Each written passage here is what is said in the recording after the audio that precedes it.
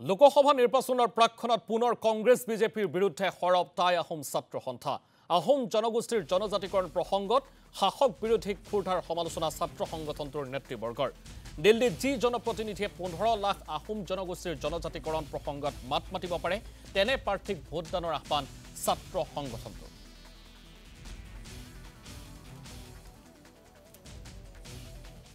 এই লোকসভা ইলেকশ্যনটো আমি এটা কথা স্পষ্টভাৱে দেখা পাইছো যে 6 জনগোষ্ঠীৰ জনজাতিকৰণৰ বিষয়টো কোনো এটা ৰাজনৈতিক দলে অসমৰ ৰাইজৰ আগত দাঙি ধৰা নাই ই কংগ্ৰেছে হওক বা বিজেপি হওক বা অন্যান্য ৰাজনৈতিক যিবিলাক দল হওক তেখেতলোকে 6 জনগোষ্ঠীৰ জনজাতিকৰণৰ বিষয়টো তল পেলাই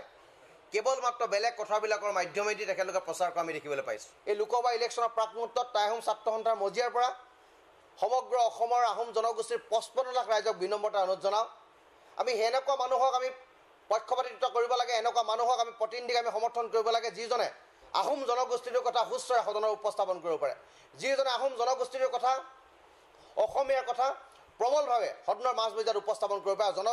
জনগোষ্ঠীৰ জনজাতিকৰণৰ সম্পৰ্কত তেখেতলোকে কথা বতৰাবিলাক ক'ব পাৰে আমি সেই ধৰণৰ মানুহ আমি বিচাৰিছোঁ আৰু সেই ধৰণৰ মানুহৰ পক্ষত থাকি আহোম জনসাধাৰণক ভোট প্ৰদান কৰিবৰ কাৰণে আমি অনুৰোধ জনাইছোঁ আমি বিজেপি চৰকাৰৰ কথা জানিব বিচাৰিছোঁ বিজেপি দলৰ কথা জানিব বিচাৰিছোঁ যে আপোনালোকক চৰকাৰত আনিলোঁ কংগ্ৰেছে নকৰিলে কাৰণে তেখেতলোকক আমি প্ৰত্যাখ্যান কৰিলোঁ তেখেতলোকক শাসনৰ পৰা গাদীচ্যুত কৰা হ'ল আপোনালোকক শাসনত বহালোঁ আপোনালোকে শাসনত বহোৱাৰ পিছত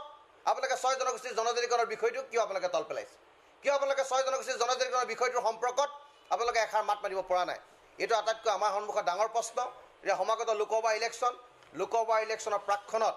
আমি আহোম জনগোষ্ঠীৰ 55 লাখ ৰাইজক বিনম্ৰতাৰে এটা কথা অনুৰোধ জনাব বিচাৰোঁ যে অসমৰ প্ৰতিটো দলে আমাক প্ৰতাৰণা কৰিছে প্ৰবঞ্চনা কৰিছে এই লোকসভা ইলেকশ্যনটো আমি এটা কথা স্পষ্টভাৱে দেখা পাইছোঁ